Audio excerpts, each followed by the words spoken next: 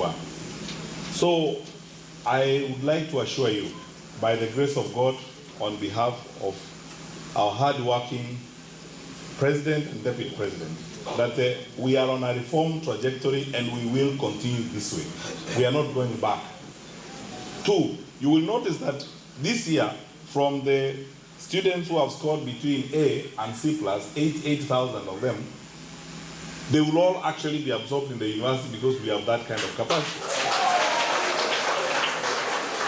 Which means that had we stayed on that trajectory and grown our university programs and our university capacities gradually, we will not be having some of the challenges we have in the university sector in the country today.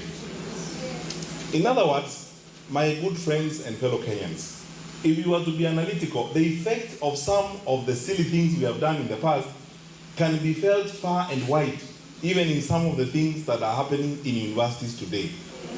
So time is here for us to reform. Change we must, reform we must. We will make decisions. I've said before, some of them are going to be painful, but I assure you they will be made. We have to make them because we cannot continue this way. We must return our country to where it belongs, and we must walk away from some of the things we have done in the past. So, lastly, I thank all my colleagues. Thank you, Nick, for a job well done, Professor Magwa. None of us really has had any break, to write home about. And this is very nice. We worked so hard through the Christmas break up to this time to make sure that we deliver the results as we promised and as we expected by the people of Kenya and as we expected by our leaders. We are happy that we are ending the year with our work complete and our assignment done. Time is here now for us to begin the next cycle of Sikwa.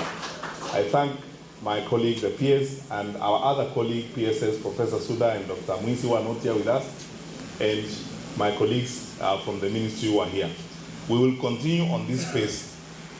And we have just been instructed this morning by the President on 2 things that are critical with which I want to end. 1, that we must now work on a way of institutionalizing these reforms so that this becomes our way of life in the country. And we will do it. 2, because we have had several challenges in terms of our managing of educational data, we are now going to insist that we cease using index numbers. We have been directed now that with effect from 2017, the President has directed us to ensure that every child in school in Kenya is given a student registration number that they will carry throughout their life in the education system. So, Professor Magwa, we were together in that meeting.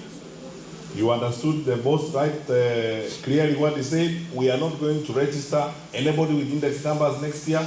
Both Standard 8 and Form 4 will give you student registration numbers. That's what you're going to use when you go to university. That's what you're going to use as you move along, so that we can identify our children all along. We have accurate data on our children as we move along and track their progress.